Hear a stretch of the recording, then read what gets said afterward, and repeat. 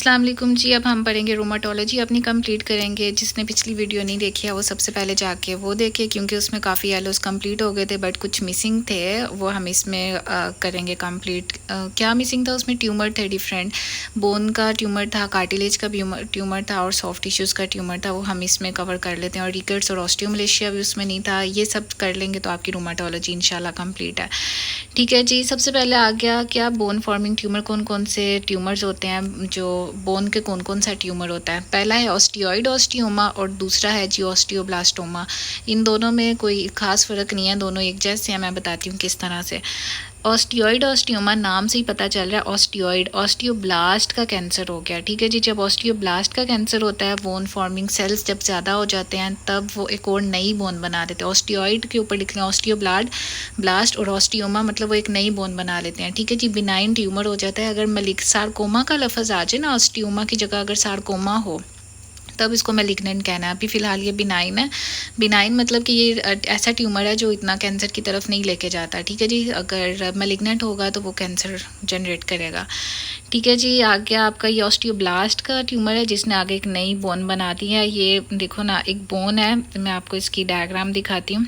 ये बोन के साइड पे बिल्कुल छोटा सा 2 सेंटीमीटर से छोटा होगा तो इसको हम कहते हैं ऑस्टियोइड ऑस्टियोमा। किसमें? क्योंकि ये बोन के बिल्कुल एक साथ में, ये देखो बोन के साइड पे लगा हुआ है और एक और नई मैस सा निकला हुआ है, और इसके ऊपर भी जो है ना वो ऑस्टियोब्लास्ट छोटे छोटे ना बोन फॉर्मिंग सेल्स होंगे।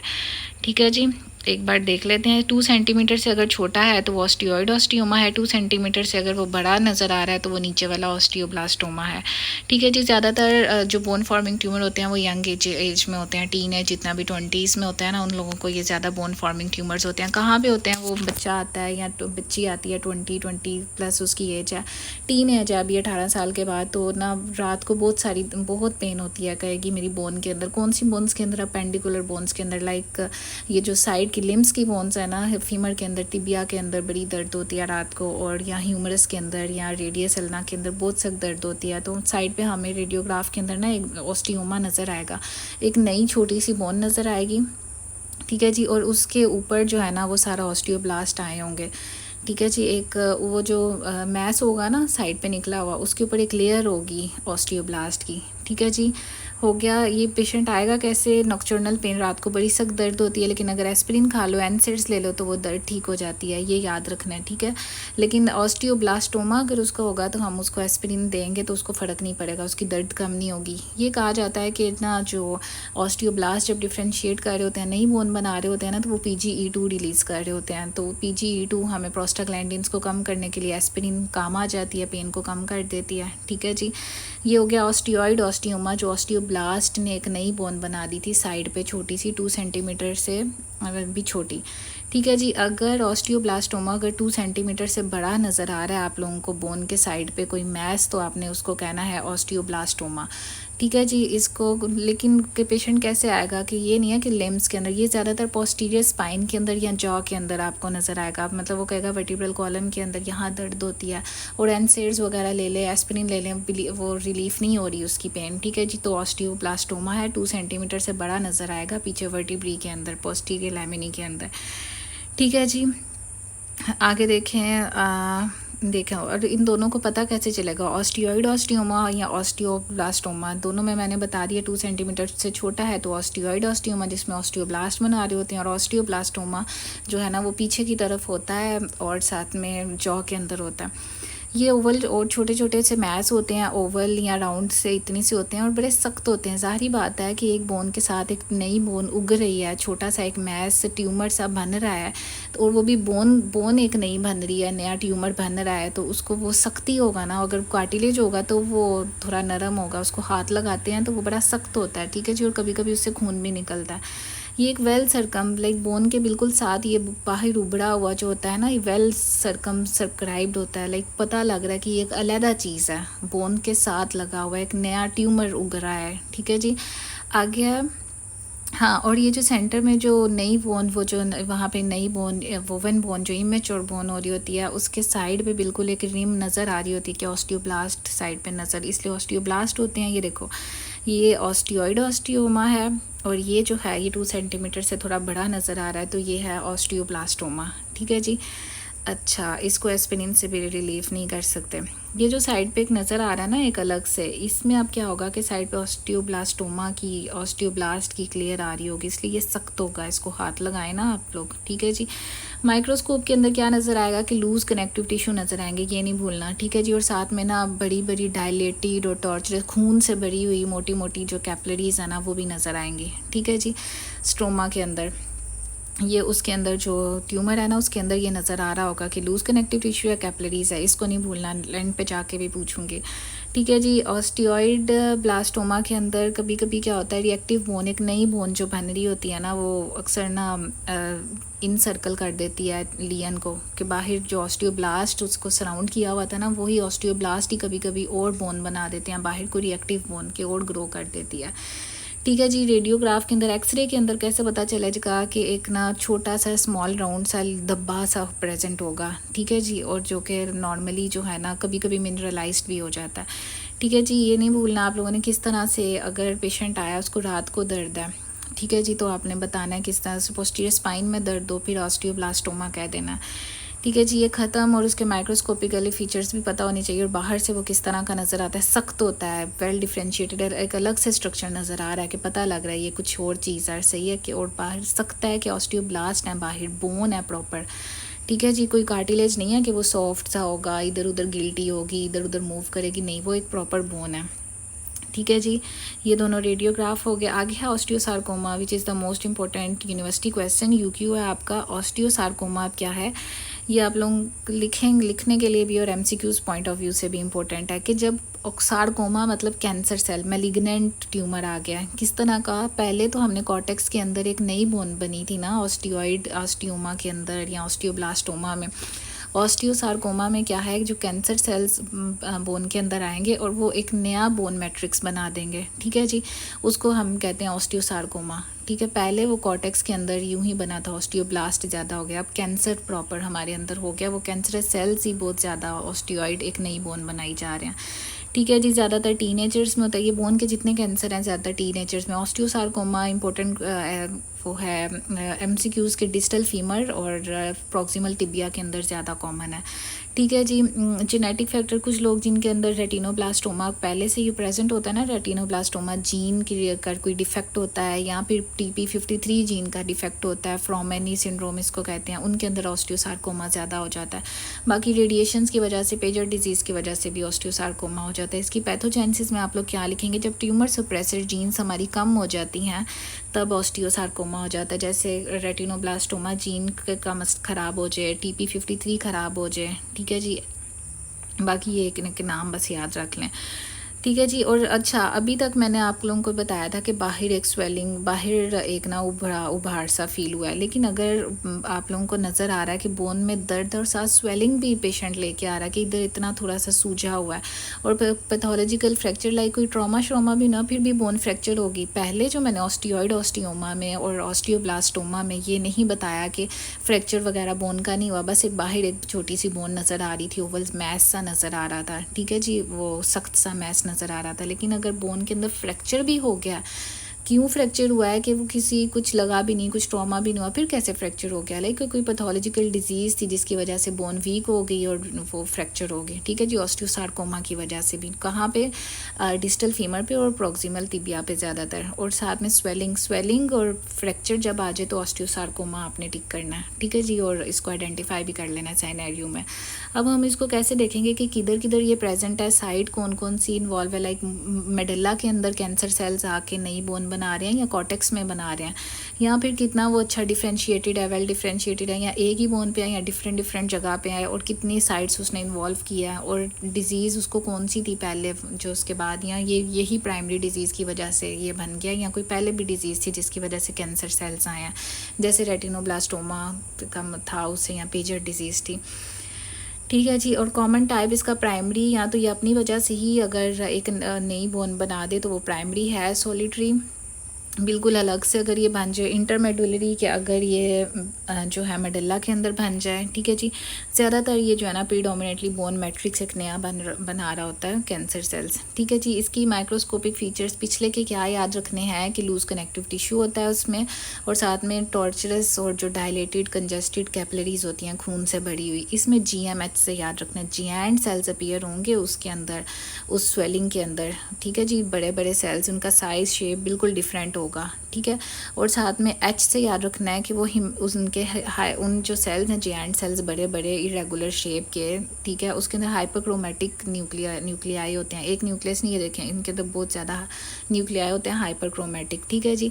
GH से याद हो। M से क्या है कि मिनरलाइज्ड बोन भी है और अनमिनरलाइज्ड भी है। लाइक कैंसर सेल्स ने एक ऐसा बोन मैट्रिक्स बनाया जो कि मिनरलाइज्ड भी है और अनमिनरलाइज्ड भी है, ठीक है जी। GMH से याद रखना, जिएंट सेल्स हैं, हाइपर ट्रोफाइड न्यूक्लियस हैं, और साथ में जो है वो मिनरलाइज्ड और अनमिनरलाइज्ड जो है ना वो बनते जा रहे हैं। इनकी वजह से एक नया मैट्रिक्स बनता जा रहा है, ठीक है जी। कभी कभी क्या होता है कि इनके अंदर कार्टिलेज और फाइब्रोब्लास्ट भी अपीयर हो जाता है कभी कभी, ठीक है जी। पता कैसे चलेगा, ये नज़र कैसे आएगा कि हेमरेज भी कभी खून भी निकल रहा होता है, और ये ग्रे वाइट ट्यूमर इसका होता है हमेशा।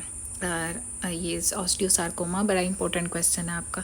इमेजिंग, अच्छा रेडियोग्राफ के अंदर ना एक पूरा नज़र आ रहा होता है बोन के साइड पे ना कॉर्डमैन ट्रायंगल, जहाँ पे एक नया कैंसर सेल्स ने नई बोन बनानी है ना, उसको कॉर्डमैन ट्रायंगल बना होता है। वो एक ट्रायंगल जैसे मैंने ये समझे सेंटर में जो 2 लाइन है ना, ये बोन है, उसके साइड पे ये बन गया, ठीक है, ये ऑस्टियोसार्कोमा बन गया। तो इस तरह सूरज की शुआओं की तरह की सन ब्रस्ट अपीयरेंस उसकी हो रही होती है, ठीक है जी। अभी मैं दिखाती हूँ, इसको कॉर्डमैन ट्रायंगल कहते हैं। This is Codman triangle. ये देखें बोन के बिल्कुल एक साइड पे एक ट्रायंगल सा बन गया, ठीक है जी। ये सन ब्रस्ट अपीयरेंस, ये देखो ऐसे सूरज की किरणों की तरह का आ रहा है। सॉरी,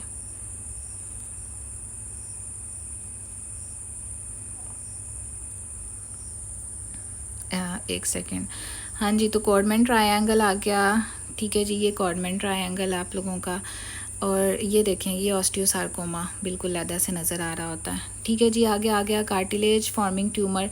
अच्छा जी, अब हमने सारे बोन के ट्यूमर्स पढ़ लिए। अब कार्टिलेज के कौन कौन से ट्यूमर हो सकते हैं। लाइक सबसे पहले ऑस्टियोकॉन्ड्रोमा। ऑस्टियो अलहदा है, कॉन्ड्रोमा अलहदा है। लाइक ऑस्टियो से बोन का पता लग रहा है, कॉन्ड्रोमा से आप लोगों को कार्टिलेज की तरफ जा रहे हैं। लाइक एक ऐसी जो बाहर की तरफ, बोन के बाहर की तरफ ये बोन है 2 लाइनों वाली, ठीक है जी। बोन के बाहर तरफ ज़्यादातर जो है वो उस जगह पे जहाँ क्या उस जगह को कहते हैं मेटाफिसिस के ऊपर क्या हो रहा होता है कि सेंटर में एक बोन बन रही होती है और बाहर एक हाइलिन कार्टिलेज होता है। उसका नाम भी देखो ना, ऑस्टियो, मतलब पहले एक बोन बन रही है, उसके कॉन्ड्रोमा, उसके साइड पे एक कार्टिलेज आ रहा है बोन के, ठीक है जी। ये देखो बिल्कुल ये सेंटर में बोन थी और इसके साइड पे जो गोल है अंदर ये बोन है, और ऊपर उसको कवर किया हुआ है हाइलिन कार्टिलेज में, ऑस्टियोइड कॉन्ड्रोमा, ठीक है। इसके नाम से ही आप लोगों ने याद रख लेना। तो इसको हम ज़्यादातर एक्सोस्टोसिस भी कहते हैं, क्योंकि एक्सोस्टोसिस T1 और T2 जो जीन है उनका पैथोजेनेसिस में ये लिखना है कि उनका डिफेक्ट हो जाता है, उनकी म्यूटेशन हो जाती है, ठीक है जी। अब ज़्यादातर ये जो है ना ऑस्टियोकॉन्ड्रोमा, ये जो मैंने बताया कि पहले बोन बनती है, बाइडोहाइलिन कार्टिलेज होता है, ये ग्रोथ प्लेट पे ज़्यादा, मेटाफिसिस पे ज़्यादा, उसके लेटरल साइड पे ज़्यादा प्रोमिनेंट है। लेकिन जो बोन की कॉन्टीन्यूटी ठीक है हमारी मैरो के साथ, लेकिन एक साइड पे एक छोटा सा ये बन गया, ठीक है जी। बिनाइन कार्टिलेज है ये, ठीक है जी। अगर सार्कोमा का लफ्ज़ कॉन्ड्रोमा है अभी, लेकिन सार्कोमा जब होगा तब मेलिग्नेंट लिखना है, ठीक है। और आगे आ गया कार्टिलेज कैप्ड। ये देखें ना, कार्टिलेज ने कैप किया हुआ है ट्यूमर को, which is attach to the underlying skeleton से अटैच है, और ये कभी कभी सीधा भी अटैच होता है और कभी कभी एक स्टाक के थ्रू भी अटैच होता है।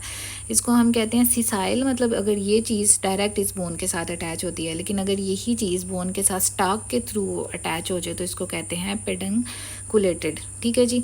अच्छा, ये कैसे 1 से 20 सेंटीमीटर का आप लोगों को नज़र आएगा साइड पे, कि पता कैसे चलेगा कि आप इसको डिफ्रेंशिएट कैसे करेंगे कि ये स्वेलिंग जो है ये ऑस्टियोइड ब्लास्टोमा है या कॉन्ड्रोमा। जब इसको हाथ लगाएंगे ना तो ये बिल्कुल सॉफ्ट होगा, थोड़ा सा नरम होगा, क्योंकि ऊपर हाइलिन कार्टिलेज होता है। वहाँ पे हाथ लगाएंगे सख्त है, वहाँ पे बाहर उस स्वेलिंग को और उस चीज़ को बाहर ऑस्टियोब्लास्ट ने कवर किया होता है, यहाँ पे हाइलिन कार्टिलेज ने कवर किया है, ठीक है जी। नेक्स्ट आ गया आप लोगों का, हाँ जी, इसकी मॉर्फोलॉजी में यही है, ये सिसाइल है, डायरेक्ट अटैच होता है और कभी कभी जो है स्टाक के थ्रू होता है। 1 से 20 सेंटीमीटर ये मैंने लिखा भी हुआ है। नेक्स्ट आ गया आप लोगों का कैप जो है वो बिल्कुल हाइलिन कार्टिलेज से कवर हुई हुई है, जिसकी थिकनेस, और कभी कभी क्या होता है हाइलिन कार्टिलेज, बल्कि हाइलिन कार्टिलेज के ऊपर भी एक पेरिकॉन्ड्रियम आ रहा होता है, कार्टिलेज की लेयर आ रही होती है।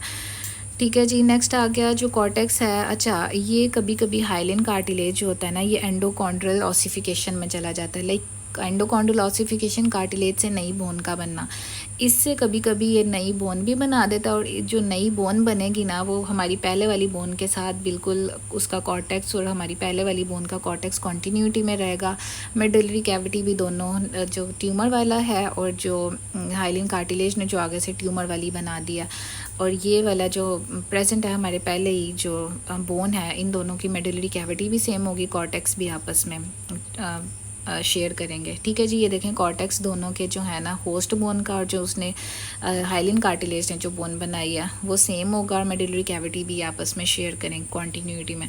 कॉन्ड्रोमा, अच्छा इसकी कुछ कुछ चीज़ें आप लोगों ने याद रखनी है ना, कि अगर मेटाफिसिस पे आ रहा है, अगर हाइलिन कार्टिलेज आ रहा है, सॉफ्ट है, उसको टच करने में 1 से 20 सेंटीमीटर। ठीक है जी, अगर कुछ लोग होते हैं हम अपने हाथ लेके आते हैं कि हाथ में दर्द बड़ी होती है उनके उनके जो ये हाथ है ना, जैसे ही मैंने बनाया हुआ बूढ़ा सा, इसके अंदर जो है कुछ जॉइंट्स के अंदर बड़े बड़े नोड्यूल्स आ जाते हैं कार्टिलेज के। पता कैसे चलेगा, हाथ उनका इतना मूव नहीं करेगा, और जो एक्सरे करवाएंगे ना तो उनके इन जगह पे बड़े बड़े नोड्यूल्स कार्टिलेज के बने हुए होंगे। नोड्यूल्स का लफ्ज़ आ जाए और हाथों में दर्द हो, या पाँव की उंगलियों में दर्द हो, हाथों की उंगलियों में दर्द हो, तो पता चल जाएगा कॉन्ड्रोमा है। हमेशा यही टिक करना है। ठीक है जी, बिनाइन ट्यूमर है कार्टिलेज का, ज़्यादातर मेडल्ला के अंदर होता है, हैंड और फीट की, ये कोई कॉर्टेक्स के अंदर नहीं है, हैंड और फीट के अंदर ये देखें इस तरह का प्रेजेंट है। IDH1 और IDH2 जीन की म्यूटेशन की वजह से होता है, हालांकि एक्सोस्टोसिस T1 T2 की वजह से जो था वो ऑस्टियोकॉन्ड्रोमा था। ठीक है जी, ये 3 सेंटीमीटर से हमेशा कम होगा, और 1 से 20 सेंटीमीटर का ऑस्टियोसार्कोमा था, ऑस्टियोकॉन्ड्रोमा था सॉरी। ठीक है जी, ब्लू कलर का अपीयर होगा, शफाफ सा, ट्रांसल्यूसेंट सा। ठीक है जी, क्योंकि ऊपर ये हाइलिन कार्टिलेज है। ये देखिए, ये भी वेल सर्कमस्क्राइब्ड नोड्यूल्स है, अलहदा से नोड्यूल प्रॉपर नज़र आ रहे हैं कि बोन अलहदा और ये नोड्यूल्स हाइलिन कार्टिलेज के अलहदा बन रहे हैं। कॉन्ड्रोमा मतलब कार्टिलेज के ही बन गया, इसमें कोई बोन शोन का कोई नई बोन नहीं बनी, कुछ नहीं, बस इसके नोड्यूल्स इस तरह से बनते हैं कि इन नोड्यूल्स के अंदर भी ये छोटे छोटे मेंडोर्स लगाए हैं, कॉन्ड्रोसाइट्स प्रेजेंट होते हैं। ठीक है जी, आगे क्या है, इन नोड्यूल्स के अंदर कभी कभी क्या होता है कि ये जो साइड वाले हैं ना कॉन्ड्रोसाइट्स, ये एंडोकॉन्ड्रल ऑसिफिकेशन कर लेते हैं आप इनके। कभी कभी इन नोड्यूल्स के पेरिफ्री के अंदर जो कॉन्ड्रोसाइट्स हैं वो बोन भी बनाने लग जाते हैं एंडोकॉन्ड्रल ऑसिफिकेशन में, और जो सेंट्रल वाला नोड्यूल्स का पोर्शन है वो कैल्सीफाई हो जाता है। ठीक है जी, ये नहीं भूलना कॉन्ड्रोमा, अगर मैं कहूँ कि पेशेंट आया उसके हाथों की जॉइंट्स में दर्द है, यहाँ पे उंगलियों के और पाँव के और अंदर नज़र आ रहे हैं हाइलिन कार्टिलेज की नोड्यूल, तो कॉन्ड्रोमा। ठीक है जी, कॉन्ड्रोमा किसकी वजह से 3 सेंटीमीटर से हमेशा कम ही होता है, और IDH1-2 की वजह की म्यूटेशन की वजह से होता है जी। लास्ट आ गया आपका कॉन्ड्रोसार्कोमा, अब कैंसर आ गया कार्टिलेज का। ठीक है जी, इसमें इतना खास नहीं याद करना, मैलिग्नेंट है। ये क्यों म्यूटेशन हो जाएगी, अगर ऊपर वाले एक्सोस्टोसिस T1 T2 की भी और साथ में IDH1 और 2 की भी म्यूटेशन हो जाएगी तब।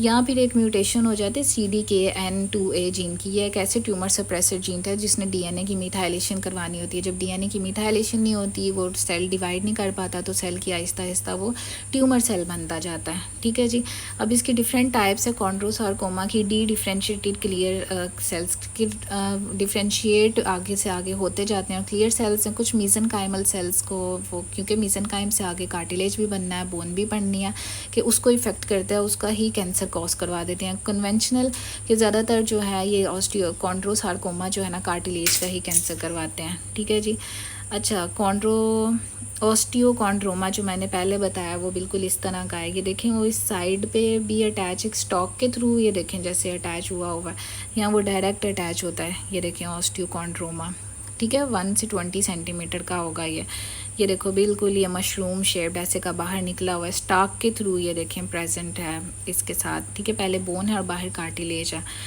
हाइलिन कार्टिलेज है। ठीक है जी, कार्टिलेज फॉर्मिंग ट्यूमर आपके डन। ये कॉन्ड्रोमा है, ये मैं कह रही हूँ आपके कि नोड्यूल्स नज़र आ रहे हैं, उन नोड्यूल्स के अंदर भी कॉन्ड्रोसाइट्स प्रेजेंट है, और पेरिफ्री में कभी कभी ये कॉन्ड्रोसाइट्स जो हैं वो बोन भी बना देते हैं, ये हिप रीजन के अंदर भी। अच्छा, इसको हम करते हैं। हाँ, ये लास्ट है कॉन्ड्रोसार्कोमा का, कि ये एक बड़े बड़े से वज़नी से ट्यूमर होते हैं, क्योंकि इनके अंदर नोड्यूल्स हैं ना, ये इनके ऊपर ट्रांसल्यूसेंट्स कार्टिलेज होता है, लेकिन मैट्रिक्स जो है ना वो सेंटर से नरम सा, ये इतना जिलेटिनस वाला ही मैंने बनाया कि इस तरह के नोड्यूल्स होते हैं, अंदर से जिलेटिनस होता है, लेकिन बाहर से जो है ना उनकी कैल्सिफिकेशन हुई होती है, इस तरह की बाहर से नज़र आ रहे होते हैं कैल्सिफिकेशन। ठीक है जी। और सेंट्रल नेक्रोसिस कभी कभी ये जिलेटिन मटेरियल की हो जाती है कि वो बिल्कुल खाली खाली सिस्ट से बना देते हैं। ठीक है जी। माइक्रोस्कोपिकली या मैं आप अगर आप लोगों से पूछूं तो सबसे पहले जो हमने पढ़ा था उसमें लूज कनेक्टिव टिश्यू माइक्रोस्कोप के अंदर ऑस्टियोब्लास्टोमा के अंदर और ऑस्टियोकॉन्ड्रोमा के अंदर जो भी था, ऑस्टियोइड ऑस्टियोमा के अंदर नज़र आ रहा था। लूज कनेक्टिव टिश्यू और कैपिलरीज भरी हुई थी खून से। ठीक है जी। नेक्स्ट के अंदर आपने ऑस्टियोसार्कोमा के अंदर मैं पूछूं तो क्या था, GMH, जिएंट सेल हाइपरक्रोमेटिक न्यूक्लियस होता है और मिनरलाइज अनमिनरलाइज बोन होती है। ठीक है जी। और ये इसके अंदर अगर मैं पूछूँ कॉन्ड्रोसार्कोमा के अंदर कार्टिलेज का ट्यूमर, तो हम ये वेरी करते हैं डिफरेंट के अंदर। मैं बताती हूँ कैसे। कभी कभी ये कार्टिलेज ना बोन मैरो के अंदर भी चला जाता है, वहाँ पे भी जो ट्रेबिकुली और जो धागे पड़े होते हैं ना बोन के, जिनसे आगे बोन बननी होती है, उनके भी उनको सराउंड कर लेते हैं। ये कैंसर अभी भी अंदर भी चला जाता है। ठीक है जी। इस ट्यूमर को हम ना ग्रेड 1, 2, 3 पे डिवाइड करते हैं। सेलुलैरिटी के कितने सेल्स हैं, उनकी शेप और साइज़ किस किस तरह के हैं, और उनकी माइटोटिक एक्टिविटी क्या है। ठीक है जी। ग्रेड 1 के अंदर लो सेलुलैरिटी होती है, तो सेल्स कम होते हैं, और ग्रेड 3 के अंदर बहुत ज़्यादा सेल्स होते हैं। ग्रेड 1 में अगर सेल कम है ना, तो उनके अंदर प्लम प्यारे से वेजिकल वाले न्यूक्लियाई प्रेजेंट है, ये याद रखना है। और उनके एक अंदर छोटा सा प्लम्प के अंदर ना छोटा सा एक न्यूक्लियोलाई प्रेजेंट है। ठीक है जी। लेकिन ग्रेड 3 के अंदर बड़ा सा बाजार जो है ना ट्यूमर जिएंट सेल्स प्रेजेंट होते हैं। माइटोसिस में 4, प्लियोमॉर्फिज्म, इतने ज़्यादा सेल्स हैं कि वो डिफरेंट शेप्स के हैं, प्लियोमॉर्फिज्म हुआ है। ठीक है जी। Most of it is done. हाँ, एक क्वेश्चन आप लोगों का सूडो गाउट में, और यूनिवर्सिटी क्वेश्चन है गाउट और सूडो गाउट में डिफरेंस। ठीक है। एक तो ये लिखना है कि गाउट के अंदर जो है नीडल शेप क्रिस्टल्स होते हैं, लेकिन सूडो गाउट के अंदर ना क्रिस्टल कैल्शियम पायरोफॉस्फेट वाले क्रिस्टल्स होते हैं। दूसरा डिफरेंस ये लिखना है कि पॉजिटिव बायफ्रेंजरेंस और नेगेटिव बायफ्रेंजरेंस के लाइट के अंदर अगर देखेंगे तो पॉजिटिव बायफ्रेंजरेंस का अगर हुआ है तो वो सूडो गाउट है। सूडो गाउट के बहुत सारे SCQ आते हैं, आप लोग जो है ना वो गाउट लिखाते हैं UQ के अंदर। ठीक है जी। अगर पॉजिटिव बायफ्रेंजेंस है तो सूडो गाउट है, लेकिन नेगेटिव बायफ्रेंजेंस है तो गाउट है। ठीक है जी। और तीसरा डिफरेंस कि उसके अंदर नीडल शेप क्रिस्टल्स होते हैं गाउट में, सूडो गाउट के अंदर ना रोम्बॉइड शेप क्रिस्टल्स होंगे। आप पहले से लिखा भी होगा आपके कि रोम्बॉइड शेप्ड हैं, तो सूडो गाउट लिखना। ठीक है जी। सॉफ्ट टिश्यू का ट्यूमर के अंदर लाइपोमा आ जाता है, लाइक सॉफ्ट मसल्स के अंदर जो फैट सेल्स होते हैं ना, उनके अंदर उनका लाइपोमा नज़र आ रहा होता है इधर उधर। अडल्ट के अंदर ज़्यादा ही देखें ना, बिल्कुल इस तरह का लाइपोमा हिलता जुलता भी है इधर उधर, एक ही जगह स्टिक नहीं रहता, कहीं भी बन सकता है। बिनाइन ट्यूमर है हमारे फैट का। ठीक है जी। और इसको हम क्योर कर सकते हैं वहाँ पे ऊपर सिंपल एक्सियन दे के। ठीक है जी, निकाल देते हैं इसको। ठीक है जी। ये वेल एनकैप्सुलेटेड, देखें ना ये एनकैप्सुलेटेड है पूरा एक मैस, सॉरी ये देखें पूरा एनकैप्सुलेटेड मैस है, लाइपोमा आ गया। ठीक है जी। आ गया।